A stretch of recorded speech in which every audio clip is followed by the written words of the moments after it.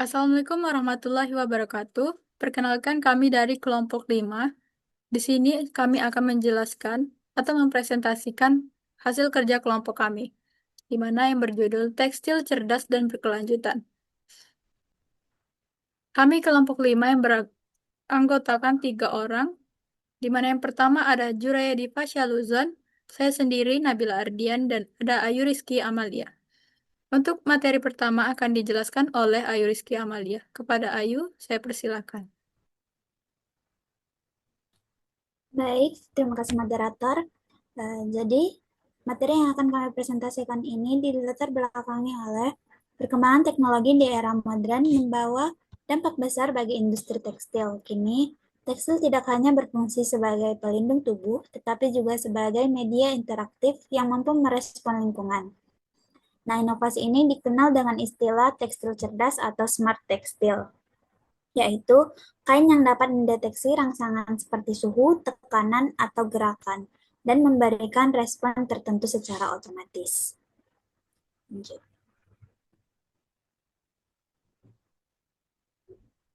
Nah, materi kami ini membahas tentang yang pertama pengertian dari tekstil cerdas, yang kedua bagaimana penerapan teknologi dalam tekstil cerdas, yang ketiga apa itu tekstil berkelanjutan, yang keempat bagaimana hubungan antara tekstil cerdas dan berkelanjutan lingkungan.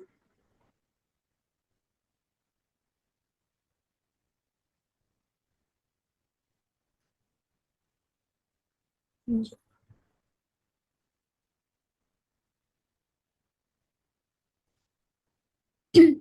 Nah, konsep tekstil cerdas. Sistem tekstil cerdas umumnya terdiri dari tiga komponen utama, yaitu yang pertama, sistem sensorik.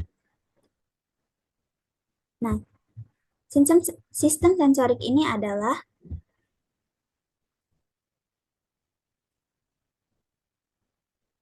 sistem sensorik ini berfungsi sebagai indera pada tekstil cerdas, di mana terdapat sensor yang dapat mendeteksi perubahan lingkungan seperti suhu tubuh, kelembapan, tekanan, cahaya, atau gerakan pengguna.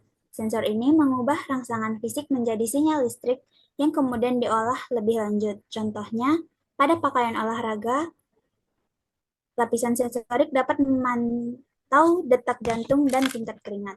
Lanjut.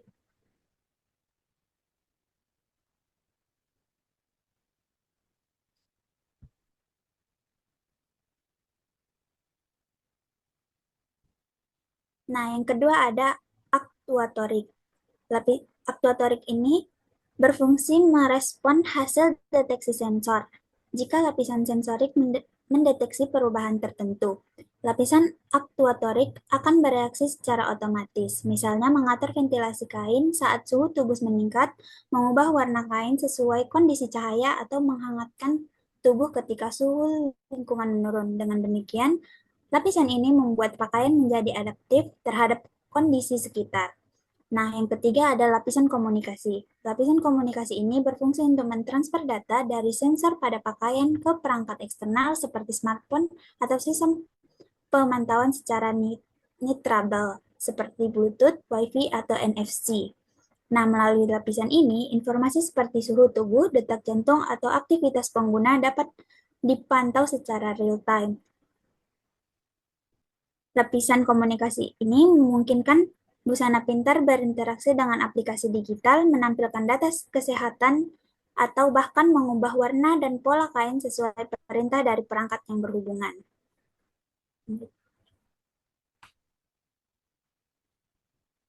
Nah, di sini ada konsep kerja tekstil cerdas. Nah, konsep konsep tekstil cerdas ini bermula dari stimulation. Nah, stimulation ini adalah rangkaian atau input dari lingkungan atau tubuh pemakai yang memicu respon dari tekstil cerdas. Yang kedua ada penginderaan atau sensing.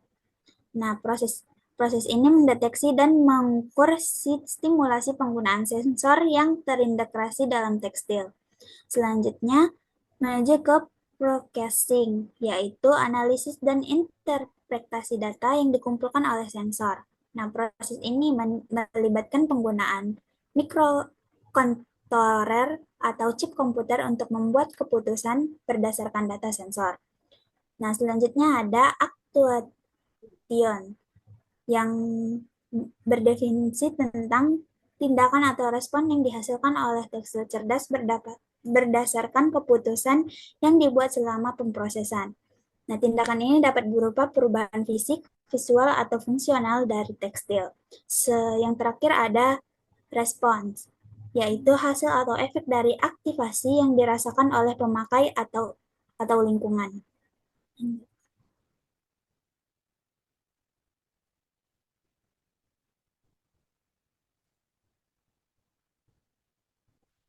Nah, generasi tekstil cerdas ini terbagi menjadi 3 generasi. Yang pertama yaitu lanjut. Yang pertama yaitu tekstil cerdas pasif. Nah, tekstil cerdas pasif ini adalah bentuk paling dasar dari smart tekstil. Karakteristik umumnya adalah kemampuan mendeteksi stimulus eksternal tanpa memberikan respon aktif. Nah, stimulus tersebut bisa berupa cahaya, panas, kelembapan, tekanan, atau gelombang elektronik. Nah, contoh aplikasinya adalah kain yang berubah warna ketika terkena sinar UV. Lanjut. Yang selanjutnya ada tekstil cerdas aktif.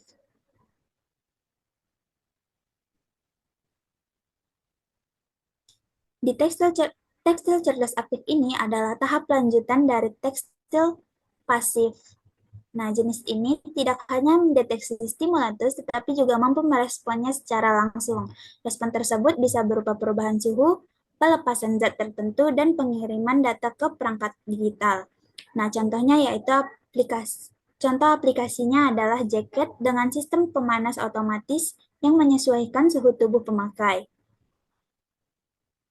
dan pakaian dengan sensor detak jantung yang terhubung ke aplikasi ponsel.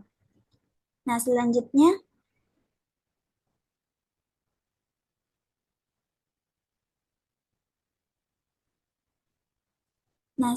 ada konsep wearable medical smart textile. Nah, konsep ini bisa dilihat dari pakaian yang terdiri dari beberapa komponen, yaitu yang pertama ada unit control komunikasi atau communication control unit yang berfungsi mengelola komunikasi data dari sensor ke pusat pemrosesan dan ke perangkat eksternal. Biasanya terletak pada bagian kerah atau bagian atas pakaian. Yang kedua adalah Central Processing Unit atau unit pemrosesan pusat. Ini berfungsi sebagai pemrosesan data sensor, membuat keputusan, dan mengontrol fungsi-fungsi lain dari pakaian. Nah, biasanya terletak di bagian dada.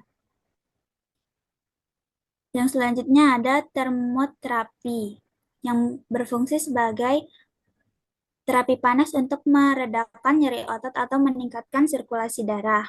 Nah, biasanya ini terletak langsung pada kulit, seperti punggung atau bahu. Nah, selanjutnya ada biomolekuler analisis. Nah, ini berfungsi menganalisis keringat atau cairan tubuh lainnya untuk mendeteksi biomarker yang relevan dengan kesehatan. Biasanya ini terletak di area ketiak atau punggung. Selanjutnya ada elektroherapy. Nah, ini berfungsi menggunakan stimulasi listrik untuk terapi otot atau saraf. Biasanya ini terletak di bagian lengan atau kaki. Selanjutnya ada temperature monitoring atau pemantauan suhu yang berfungsi memantau suhu tubuh secara real time. Nah, sensor ini biasanya terletak di sekitar dada atau ketiak. Selanjutnya ada pressure monitoring. Nah, ini berfungsi memantau tekanan pada area tertentu untuk mencegah luka tekanan atau memberikan informasi tentang postur tubuh. Ini biasanya terletak di sekitaran punggung atau pinggul. Selanjutnya ada heart rate monitoring atau pemantauan detak jantung. Nah, ini berfungsi memantau detak jantung dan memberikan informasi tentang aktivitas fisik dan kesehatan kardiovaskular. Nah, biasanya ini terletak di bagian area dada. Selanjutnya ada drug delivery atau pengiriman obat. Nah, ini berfungsi sebagai memberikan obat secara otomatis melalui patch atau sistem infus yang terintegrasi. Biasanya patch ini diletakkan langsung pada area kulit. Selanjutnya ada self-powering fabric, yaitu berfungsi mengubah gerakan tubuh menjadi energi listrik untuk menghidupi sensor dan komponen elektronik lainnya. Biasanya terletak pada lengan atau kaki. Nah, selanjutnya ada fototerapi. Ini berfungsi menggunakan cahaya untuk terapi kulit atau kondisi medis lainnya. Biasanya terletak pada area dada atau punggung. Nah, yang terakhir ada wearable power sources. Nah, ini berfungsi menyediakan daya untuk semua komponen elektronik pakaian. Nah, biasanya ini letaknya baterai atau kapasitor yang terletak di area yang tidak mengganggu gerakan seperti saku atau sepanjang jahitan. Lanjut.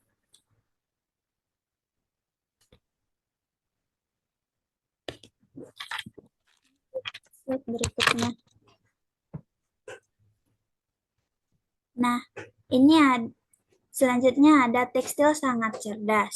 Nah, tekstil sangat cerdas ini adalah tahap paling maju dalam pengembangan smart tekstil. Jenis ini tidak hanya mendeteksi dan merespons stimulasi, tetapi juga mampu beradaptasi, belajar, dan mengambil keputusan berdasarkan data yang diterima.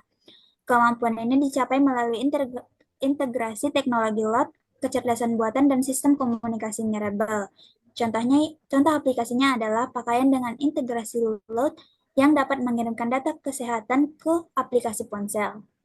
Nah, tekstil sangat cerdas ini terdiri dari beberapa komponen, yaitu yang pertama ada aktuator. Aktuator ini berfungsi mengubah sinyal listrik menjadi gerakan atau tindakan fisik dalam konteks pakaian. Ini bisa berupa mengencangkan atau melonggarkan bagian pakaian, mengubah tekstur, atau memberikan stimulasi.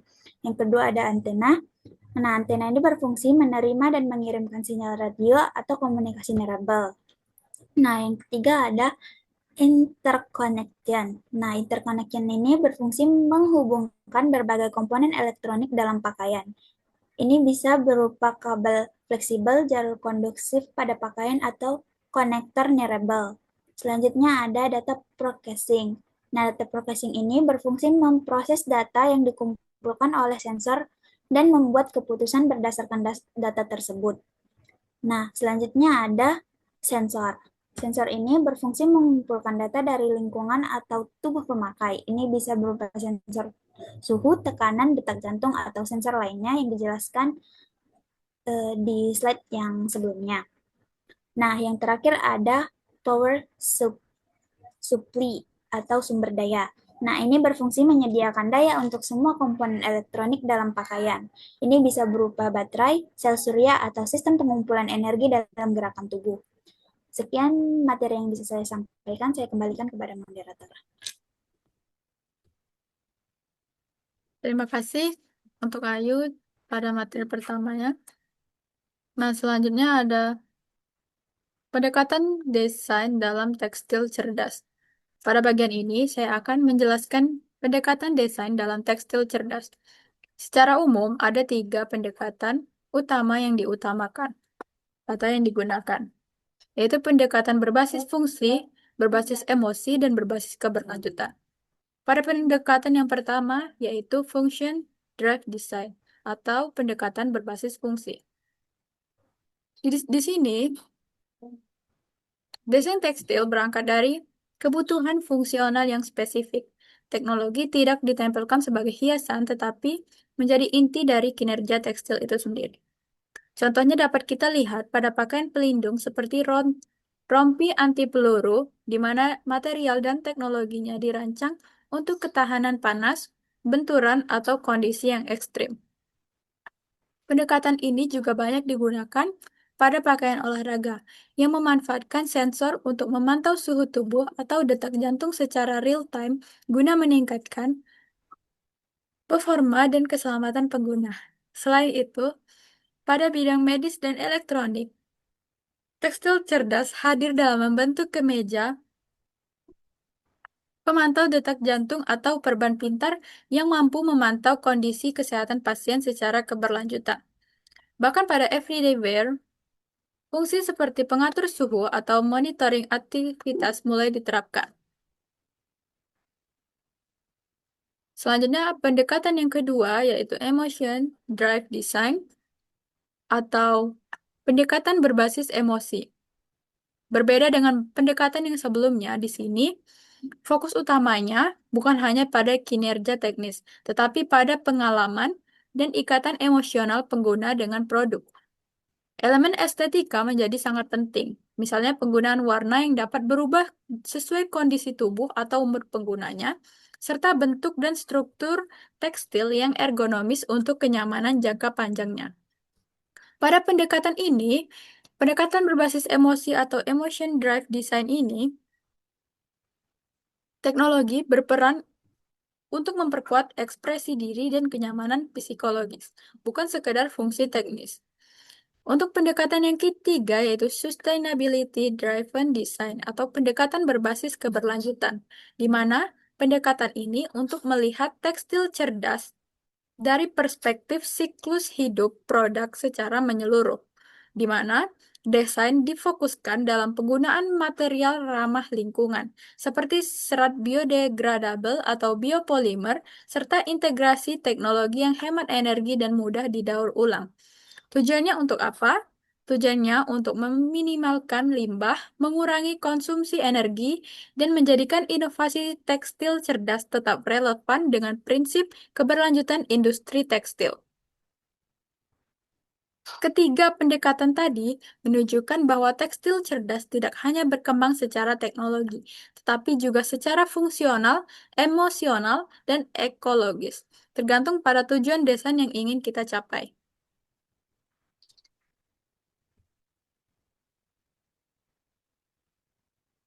Selanjutnya, ada teknologi tekstil mandiri.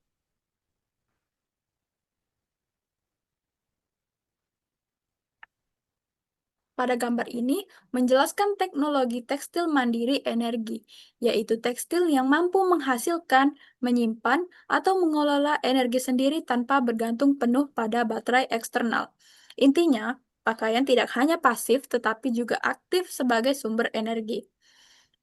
Pada bagian yang di atas yang pertama ini, sebagai sumber pembangkit energi, ada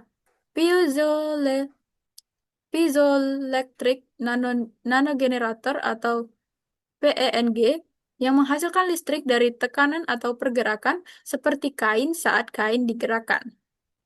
Prinsipnya sangat sederhana, ketika tekanan dan gerakan menghasilkan listrik, saat kain ditekan, dilipat, atau bergerak mengikuti aktivitas tubuh, serat piezoelektrik di dalam tekstil menghasilkan muatan listrik. Piezoelectric nanogenerator ini sangat cocok untuk aktivitas berjalan, bergerak, atau olahraga. Karena, jangan salah paham, karena meskipun dayanya kecil, tetapi cukup untuk sensor ringan. Yang kedua ada triboelectric nanogenerator atau TENG yang menghasilkan listrik dari gesekan antara dua lapisan berbeda ketika bergesekan. Di mana triboelectric nanogenerator ini menghasilkan listrik dari gesekan antara dua lapisan material yang berbeda ketika kain saling bergesekan, misalnya saling bergerak, terjadi perpindahan elektron. Triboelectric nanogenerator ini lebih efisien dari PENG tadi dalam kondisi gesekan berulang. Karena ini bukan sekedar trik, tapi kalau tidak ada gerakan, maka tidak ada energi. Yang ketiga ada thermoelectric generator atau TEG yang menghasilkan listrik dari perbedaan suhu antara tubuh dan lingkungan sekitar. Thermoelectric generator ini memanfaatkan perbedaan suhu antara tubuh manusia dan lingkungan. Panas tubuh dialirkan melalui material termoelektrik untuk menghasilkan listrik. Thermoelectric generator ini sangat cocok untuk pakaian sehari-hari, tetapi sangat tergantung dengan selisih suhu. Kalau suhu lingkungan hampir sama dengan tubuh, maka outputnya turun drastis. Nah, pada bagian bawah, sebagai penyimpanan dan sistem pendukung, yaitu biofuel cell atau BFC, yang menggunakan keringat manusia atau cairan tubuh untuk menghasilkan energi listrik dari kimia. Biofuel cell ini menghasilkan listrik dari keringat atau cairan tubuh melalui reaksi kimia. Ini teknologi yang paling eksperimental di gambar ini. Maksudnya dari secara keseluruhan teknologi tekstil yang ada pada gambar ini. Nah, secara konsep ini yang paling menarik karena secara praktis masih terbatas. Tetapi secara praktis masih terbatas dan tidak stabil. Selanjutnya ada superkapasitor atau SC yang menyimpan energi dalam jumlah besar dan mampu diisi ulang dengan cepat. Superkapasitor ini bukan pembangkit, tetapi penyimpan energi yang fungsinya menyimpan listrik dari peng, tank, TEG, BFC, bukan tiga ini aja, peng, tank, dan TEG, lalu menyalurkannya saat dibutuhkan. Kelebihan dari superkapasitor ini, pengisiannya cepat, umurnya panjang, tetapi kekurangannya kapasitas lebih kecil dibanding baterai. Yang terakhir ada hybrid energy harvester atau HEH.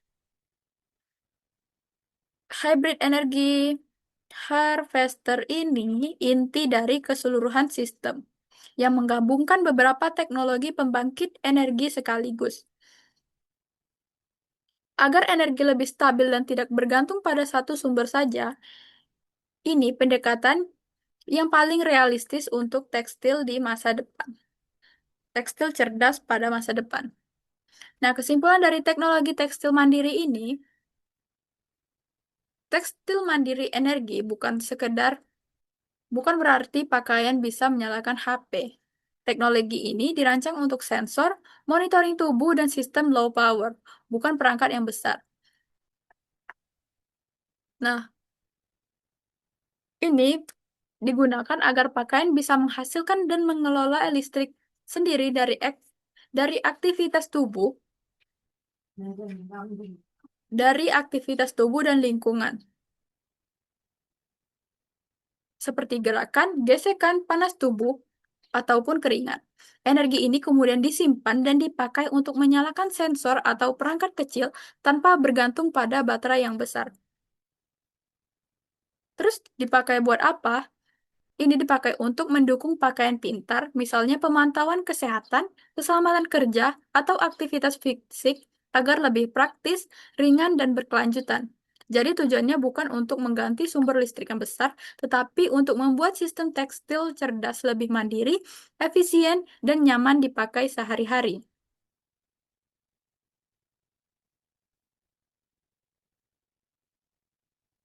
Nah, selanjutnya ada komponen struktural dan sistem manajemen tekstil cerdas, di mana pada elemen konduktif atau tulang punggung listrik yang membentuk kerangka struktural dan jalur listrik bagi seluruh sistem, memastikan daya tahan dan fleksibilitas.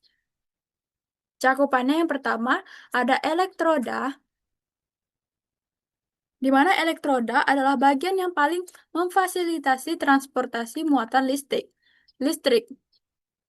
Di samping bisa kita lihat gambar dari elektrodanya, di mana elektroda ini komponen kunci dalam tekstil cerdas yang khususnya pada sistem pemantauan fisiologis yang berfungsi sebagai antarmuka antara tubuh manusia dan sistem elektronik yang menangkap sinyal bioelektrik seperti detak jantung, aktivitas otot, atau perubahan resistensi kulit. Elektroda ini sering dibuat dari material tekstil konduktif seperti serat berlapis perak, benang karbon, atau polimer konduktif yang dapat ditenun atau dijahit langsung ke dalam kain. Penempatan elektroda ini tidak bisa sembarangan. Dia harus mengikuti anatomi tubuh agar sinyal yang ditangkap stabil, sekaligus mempertimbangkan kenyamanan dan estetika pakaiannya.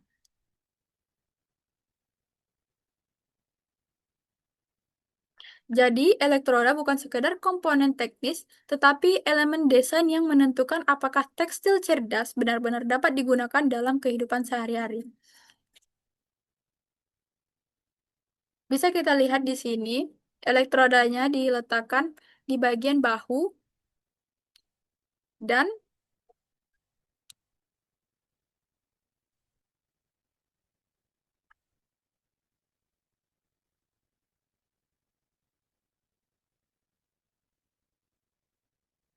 sinyal-sinyal ini merangkap zigzag memberikan energi ke bagian tubuh, memancar ke seluruh tubuh.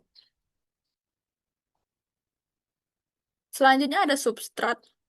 Substrat yaitu lapisan dasar atau bahan utama kain yang menjadi tempat menempel atau tertanamnya komponen.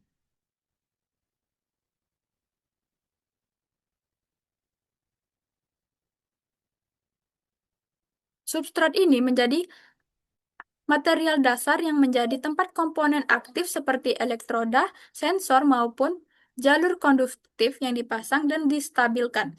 Artinya, substrat ini bukan fondasi utama dari sistem. Tinggal 10 menit lagi. Bukan elemen pendukung pasif, tetapi fondasi utama dari sistem tekstil elektronik. Pada tekstil cerdas, substrat umumnya berupa kain atau serat tekstil, bukan papan keras seperti pada elektronik yang konvensional. Karena itu, substrat halus, fleksibel, ringan, dan mampu mengikuti gerak tubuh dan tetap stabil secara mekanik. Pemilihan substrat ini sangat menentukan performa sistem, karena substrat yang selalu elastis dapat menyebabkan distorsi sinyal, sedangkan yang terlalu kaku akan mengurangi kenyamanan dan merusak konsep wearable. Dalam function driven design tadi, substrat dipilih berdasarkan kestabilan dan daya tahannya, terutama untuk aplikasi medis atau pelindung. Dalam emotion driven design, substrat harus nyaman di kulit dan mendukung estetika. Sedangkan dalam sustainability driven design, substrat diarahkan pada serat alami, biodegradable, atau material yang mudah dipisahkan dari komponen elektronik. Dengan demikian, substrat ini tidak bisa dipilih belakangan. Dia menentukan sejak awal apakah tekstil cerdas tadi akan berfungsi optimal, nyaman digunakan, dan bertanggung jawab secara lingkungan.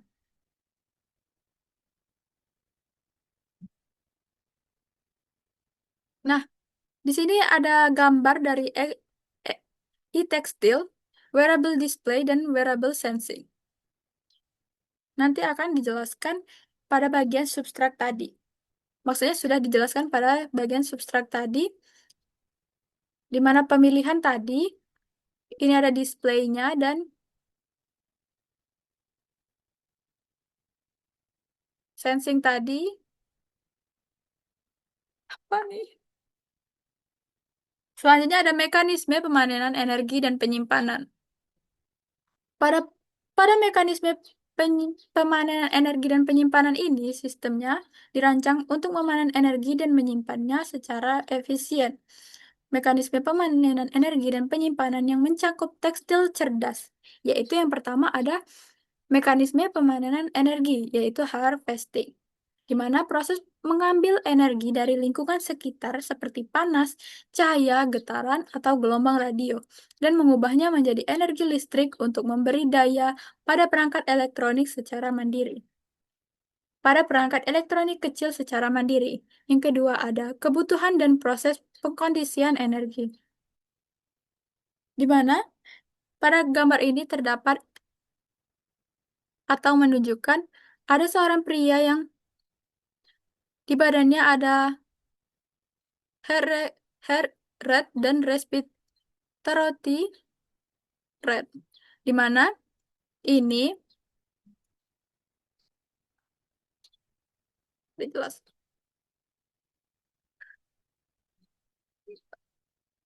Ini yang tersambung dengan lokasi GPS yang menghubungkan langsung ke internet dan informasi pengguna atau seorang pria pada gambar ini bisa langsung kita ketahui dari lokasi yang telah lokasi yang telah menyatu dengan internet dan aduh mutar-mutar maaf. Nah, informasinya akan langsung tertuju pada ketiga emergensi atau keluarga dan dokter yang telah terhubung dari internet tadi, dari laptop maupun handphone. Selanjutnya ada konsep tekstil berkelanjutan, di mana tekstil berkelanjutan atau sustainable tekstil merupakan sistem produksi, distribusi, dan konsumsi tekstil yang mengutamakan keseimbangan antara aspek lingkungan, sosial, dan ekonomi di seluruh siklus hidup produk, mulai dari tahap bahan baku, proses produksi, penggunaan, hingga daur ulang dan pembuangan akhir.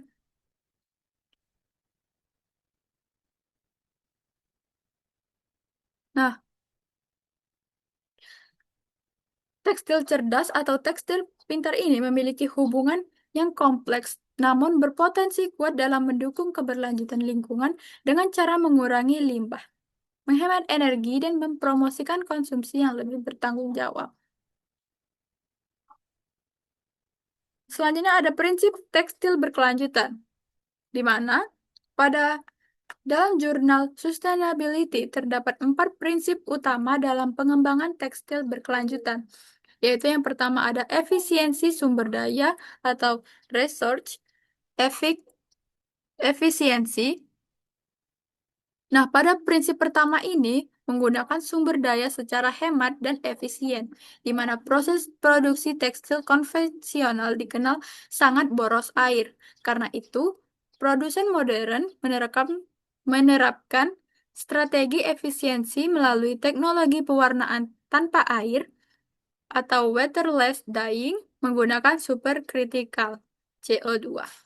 Yang kedua ada sistem daur ulang air limbah atau water recovery system.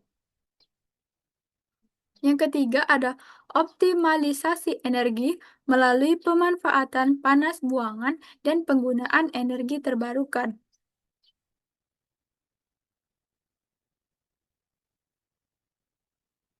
Selanjutnya ada penggunaan bahan ramah lingkungan atau eco-friendly material, di mana yang pertama ada serat alami terbarukan yang termasuk kapas organik, rami, linen, dan bambu yang tumbuh tanpa pestisida kimia. Yang kedua ada serat hasil daur ulang atau serat polyester daur ulang atau RPIT. RPIT dari botol plastik dapat menekan konsumsi minyak bumi sekaligus mengurangi limbah padat. Yang ketiga ada serat berbasis bioteknologi seperti bakterial selulose, mycelium leather, dan polylactic polylactic acid atau PLA yang dapat terurai alami tanpa menghasilkan mikroplastik. Pemilihan bahan ini menjadi fondasi utama menuju sistem tekstil sirkular yang minim limbah. Yang ketiga ada desain untuk keberlanjutan atau design for sustainability. Para ahli menyebutkan pendekatan ini sebagai desain untuk sirkularitas, yang lebih fokus pada siklus hidup produk dibandingkan keuntungan jangka pendek. Nah, dia ada aspek utamanya yaitu ada 3, yaitu desain modular, desain satu bahan, dan desain tahan lama secara emosional. Di mana desain modular modular ini dirancang seperti Lego sehingga mudah dibongkar pasang kembali. Desain satu bahan tadi menggunakan satu jenis bahan agar mudah dan efisien didaur ulang, sedangkan desain tahan lama secara emosional tadi dirancang memiliki nilai emosional yang tinggi agar pelanggan sayang dan memakainya lebih lama sehingga mengurangi limbah. Desain keberlanjutan ini sangat penting untuk mengurangi pakaian fast fashion yang sering dipakai hanya satu kali. Selanjutnya ada produk bersih produksi bersih dan teknologi hijau, atau clean and green production. Beberapa teknologi hijau yang digunakan yaitu pewarnaan alami, pemutihan dengan enzim, perlakuan permukaan dengan plasma, dan bioteknologi, di mana pewarnaan alami ini menggunakan warna dari tanaman, sedangkan pemutihan dengan enzim tadi menggantikan pemutih kimia dengan cara mengurangi polusi air hingga 80%. Perlakuan permukaan dengan plasma tadi meningkatkan serat kain sehingga mudah menyerap warna tanpa bahan kimia, sedangkan bioteknologi menggunakan mikroorganisme untuk membersihkan zat warna sintetis menjadi senyawa yang aman. Dan berbagai penelitian menunjukkan kombinasi teknologi tadi bisa mengurangi emisi gas rumah kaca hingga 40% dalam proses produksi.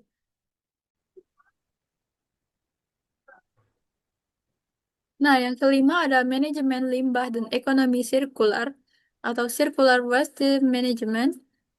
Pada beberapa bentuk penerapannya ada daur ulang kimia yang memisahkan serat campuran misal kapas dan polyester agar bisa dipakai kembali. Ada daur ulang mekanik yang menghancurkan kain bekas menjadi serat baru. Ada upcycling yang mengubah produk bekas menjadi barang baru yang lebih bernilai. Dan ada program ambil kembali, yaitu perusahaan seperti H&M. Gimana sih maksudnya? Dan Patagonia yang menerima kembali pakaian bekas pelanggan untuk didaur ulang. Yang keenam ada transparansi dan tanggung jawab sosial atau transparansi dan social responsibility. Responsibility.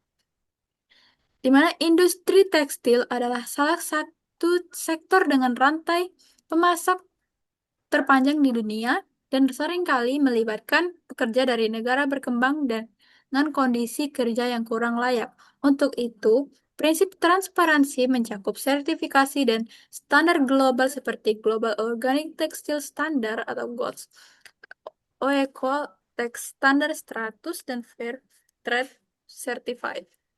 Yang kedua ada pelacakan digital rantai pasok atau blockchain traceability agar konsumen mengetahui asal bahan dan proses produksinya.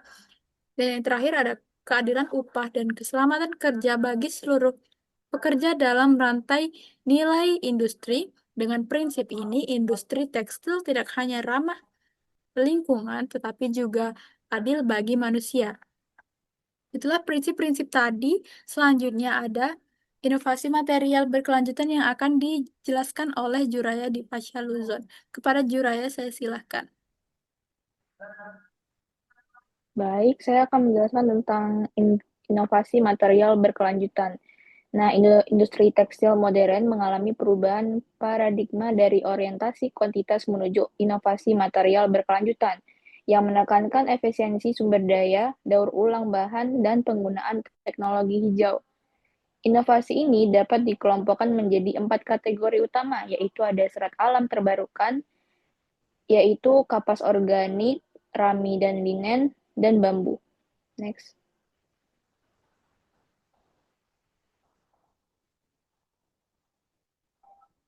Nomor 2 ada serat daur ulang, yaitu serat yang didaur ulang digunakan untuk mengurangi limbah tekstil dan konsumsi bahan baku baru.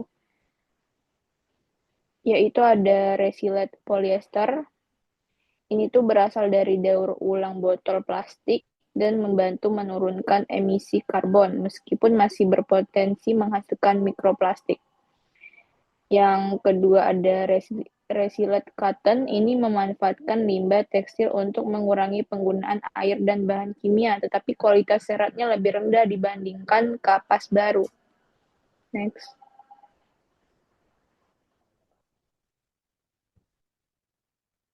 Ketiga ada serat biopolimer, yaitu serat ini tuh dikembangkan dari sumber terbarukan sebagai alternatif serat sintesis.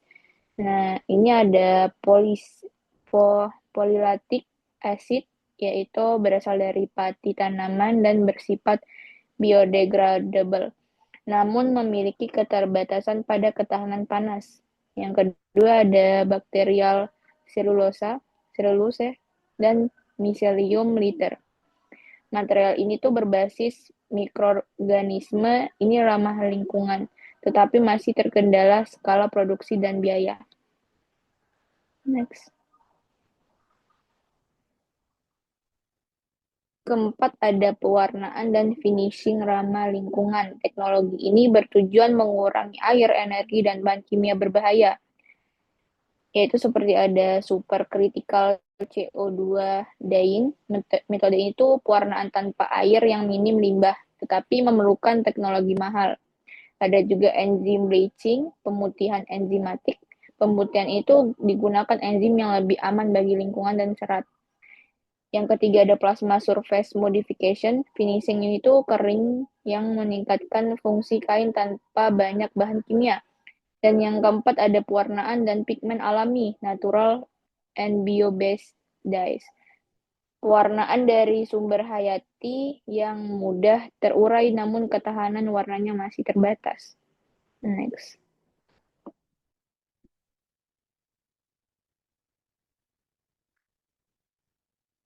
Nah, ini ada contoh gambarnya dari inovasi material berkelanjutannya. Next.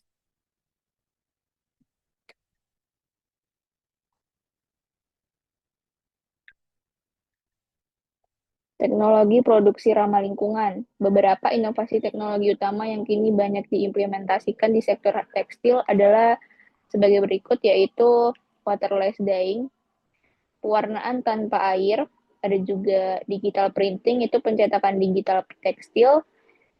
Ketiga ada 3D knitting dan virtual prototyping. Dan yang keempat itu ada bioprocessing dan electrospinning. Dan kelima ada pemanfaatan energi terbarukan dalam produksi. Next.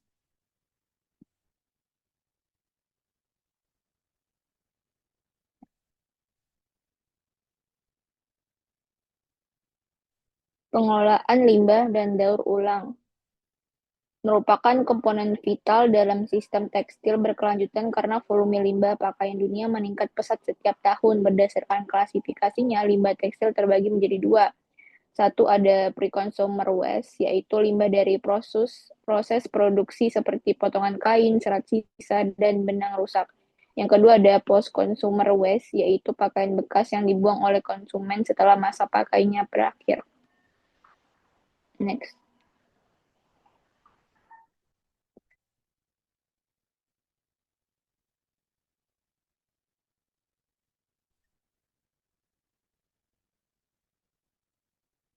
Beberapa bentuk implementasinya: non-woven composite, yaitu limbah tekstil diolah menjadi material non-woven.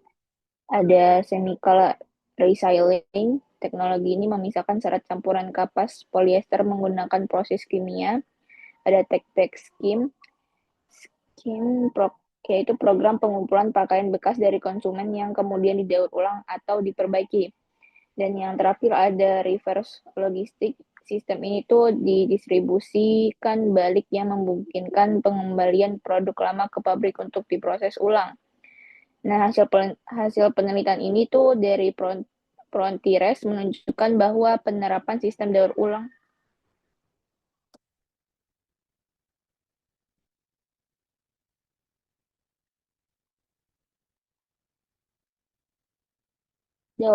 tertutup mampu mengurangi limbah padat hingga 75% dan sekaligus menciptakan peluang ekonomi baru melalui ekonomi sirkular.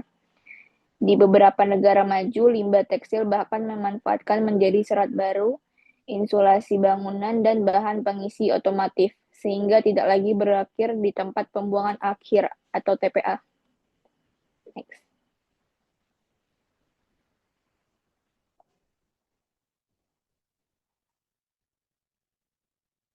Hubungan antara tekstil cerdas dan keberlanjutan lingkungan. Tekstil cerdas itu menggabungkan sensor, aktuator, dan material pintar untuk meningkatkan fungsi pakaian sambil mendukung efisiensi sumber daya. Teknologi seperti termoregulasi otomatis dan Monitoring real-time membantu menghemat energi dan mengurangi pemborosan. Material e-textiles berbasis biopolimer atau PLA bakterial selulose memungkinkan biodegradasi dan pemisahan komponen elektronik sehingga lebih mudah didaur ulang sesuai prinsip ekonomi sirkular. Next.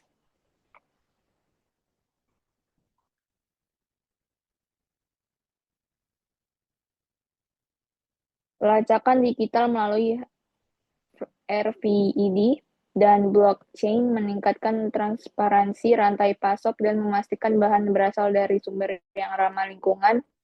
Teknologi self-cleaning berbasis TiO2 atau ZNO mengurangi frekuensi pencucian sehingga menghemat air dan energi. Nah, dapat disimpulkan dalam 3 dimensi utama. Satu dimensi ekologis, yaitu mengurangi penggunaan air, energi, dan bahan kimia melalui efisiensi serta teknologi sensor yang dapat minimalkan dampak ekologis.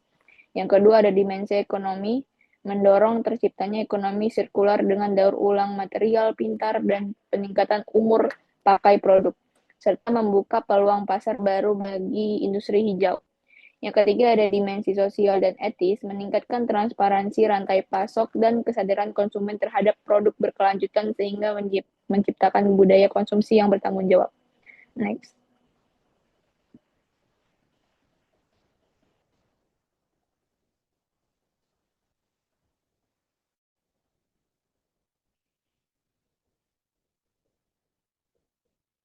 Baik, sekian dari saya kembalikan ke moderator.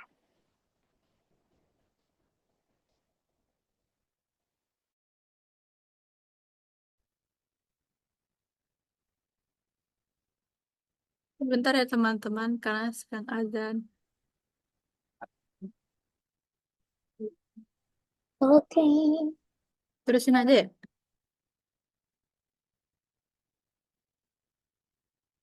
Baiklah, selanjutnya Nanti aja. Azan. Sabar azan. Tunggu azan aja.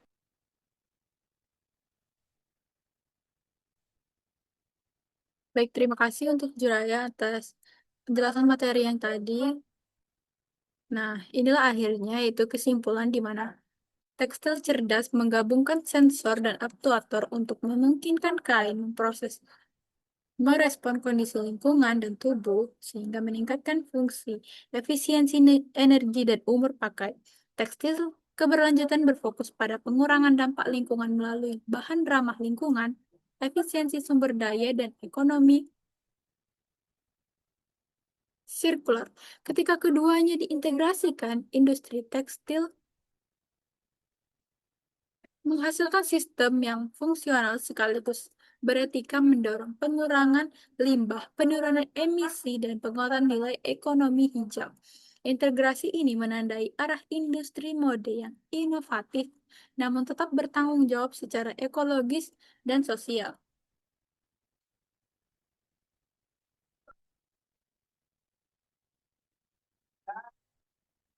Nah, inilah hasil video presentasi kami kelompok 5.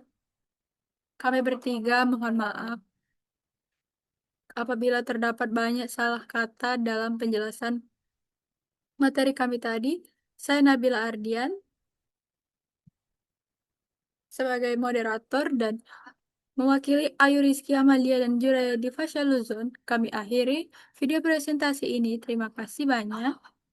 Wassalamualaikum warahmatullahi wabarakatuh. Izin Bapak.